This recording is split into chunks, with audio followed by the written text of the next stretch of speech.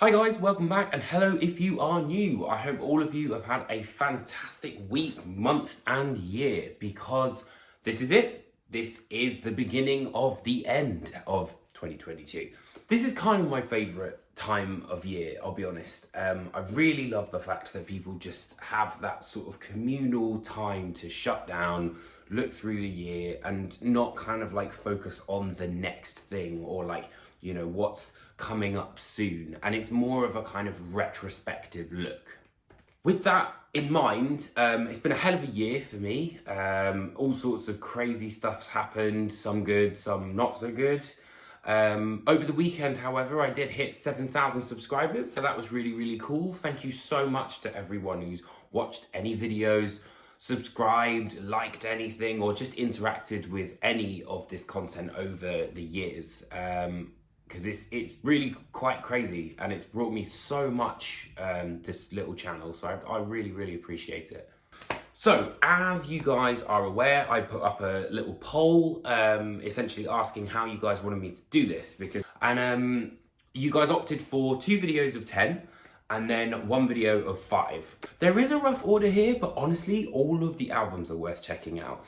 So I highly, highly recommend all of these records. But before I kick things off, here's a couple of honourable mentions that I wanted to make sure I kind of snuck in, because they didn't make it into the final top 25.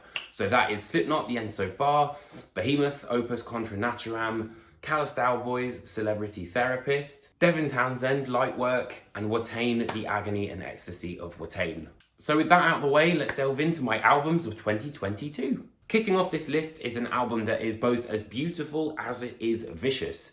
And Rolo Tomassi broke their 4-year silence following 2018's Time Will Die and Love Will Bury It in the form of Where Myth Becomes Memory.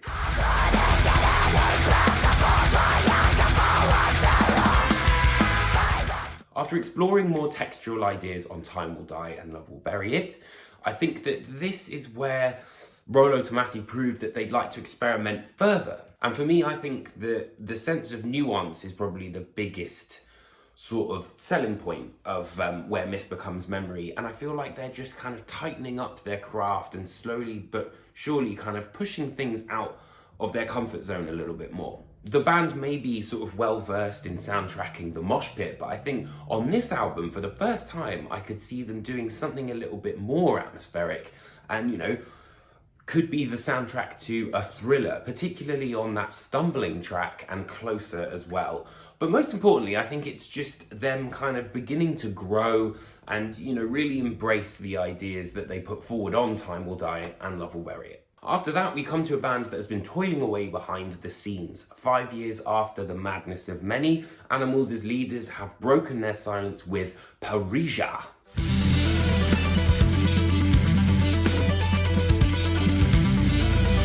I think that Parisia is a perfect combination of everything that we've come to know and love about Animals as leaders, but in a more modern setting. It's more of the same guitar tapping, odd time signatures, and really interesting phrasing, but I think it's become more refined. But for me, it's memorable. And I think, you know, as an instrumental band, that's such an important thing to have. And that you've got that sort of like common thread that listeners can kind of latch onto when, you know, they're being thrown all these different curveballs in an instrumental album. And it's that sense of memorability that made me want to come back to this album again and again and again throughout the year.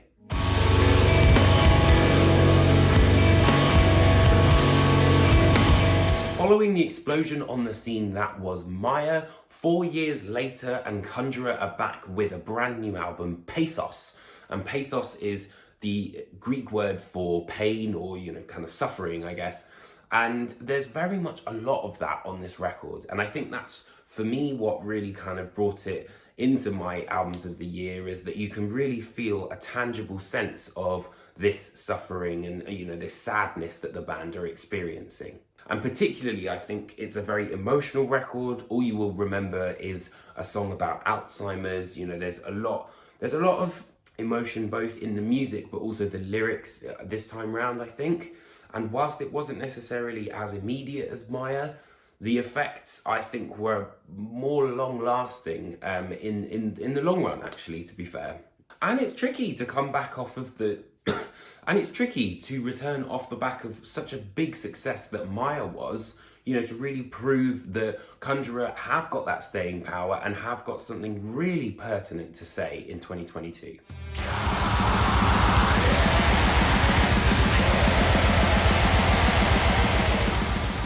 One of the most exciting bands to come out of the ever-growing scene that is Canada, Wake, I think, are really onto something with their sound. They combine sort of progressive black and death metal sort of elements, but all in this melting pot that is incredibly unique, but also very, very fluid as well. At times it reminded me a little bit of like Nebular Ascaris or Fallujah and, those kind of, or Rivers of Nihil as well. Like it's kind of like that new era, I feel, of band where they're just molding lots of different genres together. But I really liked the kind of mind-bending concept of, questioning the entire nature of reality that was put forward on this album. And that, I think, is definitely responsible for this kind of getting into my albums of the year. But the music on here is absolutely brilliant. And, there's so many journeys that you go through as the listener, trying to sort of imagine what this protagonist is going through and how it's kind of mirrored musically, I think is absolutely excellent. And having now signed to Metal Blade, they've got the power of that kind of label behind them. I'm really, really intrigued to see where this band are going to go in 2023.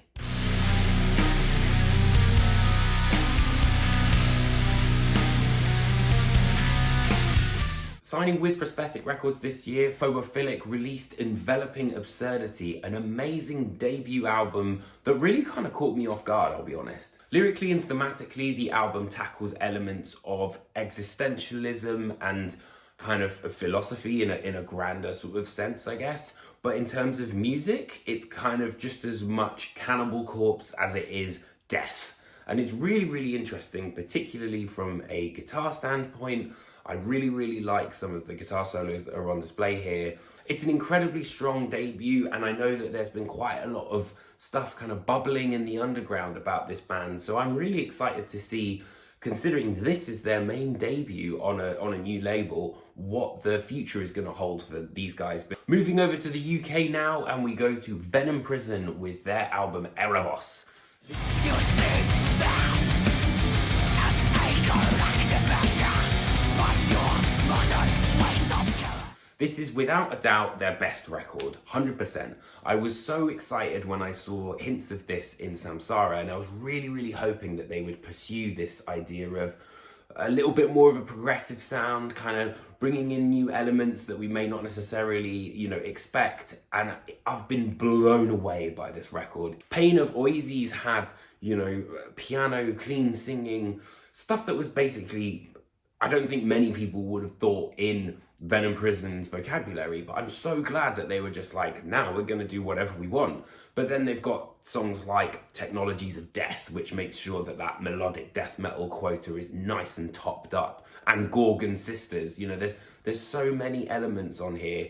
They're really beginning to reach their potential and bringing new elements into their sound, which for me makes them one of the best UK metal bands out there currently.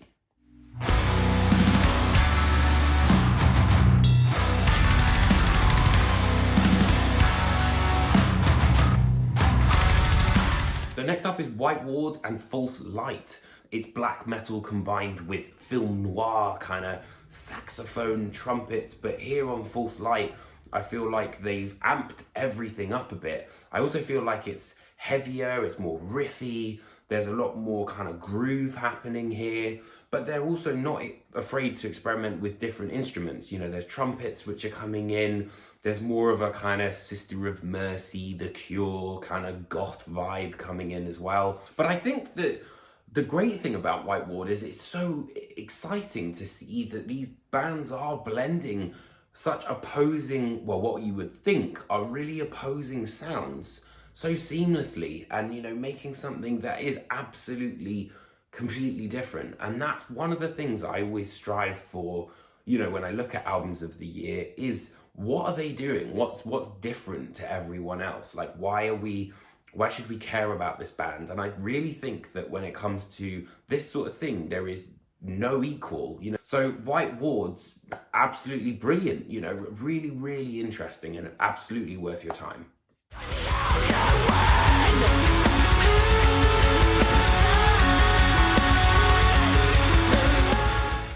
We go to Ithaca and their album They Fear Us. So this is the first record on their new label, which is Hassle Records. It's also the first since their 2019 offering, which is The Language of Injury, which, as much as it was a good album, was nowhere near as good as They Fear Us. I feel like this band really are onto something really special. There's elements of mathcore on here. There's kind of really interesting, well thought out choruses. And I think that all of the songs on here have really been fine-tuned as much as possible and tweaked in every single way. And you can tell that they've really kind of gone over these with a fine-toothed comb to make sure that everything flows as seamlessly as possible. I think also I like the fact that nearer the end of the album, things get a bit more experimental. There's kind of like a gospel sort of side of things coming through. Camera Eats First has probably my favourite chorus, I would say, of the year. It's just genius, you know, the melodies that they're experimenting with. It's really, really, really good. So.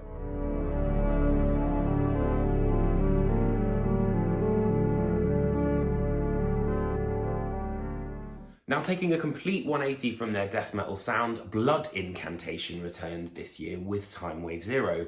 Time Wave Zero for me is, it was like my go-to chill out album. But I think what I love the most about it is, again, this is seeing the beginning of the potential of the next phase of Blood Incantation, is that you could imagine taking material on Starspawn, the hidden history of the human race, and putting it together with Time Wave Zero to create like super Blood Incantation.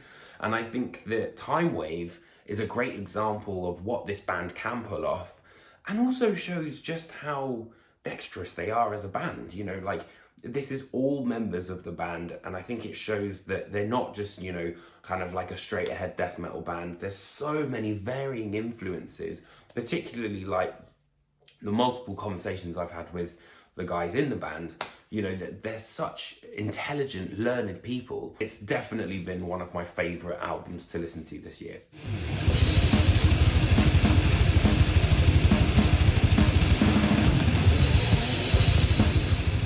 And finally, we come to Undeath with It's Time to Rise from the Grave. So, the first I'd ever heard of this band was when Legions of Different Kind came out, and absolutely killer album. It was kind of old school, but with sort of more of a modern sort of take on things. And I feel like this album, Undeath, are starting to kind of have their own voice, if that makes sense. I think it's because the tracks never really overstay their welcome, and they're really, really well written. You know, the dynamics here are really, really slick. It's all the kind of like classic, it's almost like a classic horror movie. You know exactly what you're gonna get, but you love it just as much. So like, you know, Terrifier 2, for example, I know exactly what's gonna happen. It's gonna be as brutal as possible. It's a slasher, but I'm absolutely amped to listen to it, or to watch it. And that's kind of the same sort of thing that, you know, it's Time to Rise from the Grave did for me. It is like they've got that slasher aesthetic of a death metal band down to an absolute T. So that's it for now. Thank you so much for tuning in. I will be back next week with another 10, and then my final 5 after that. I'm also going to throw in a couple of, you know, non-metal albums of the year, because I think it's important to know, you know, like, it's not just metal that people listen to. So that's going to happen as well. But yeah, let me know what you think of the video. I hope you guys enjoyed it, and I will see you next week for part 2 of Albums of 2022.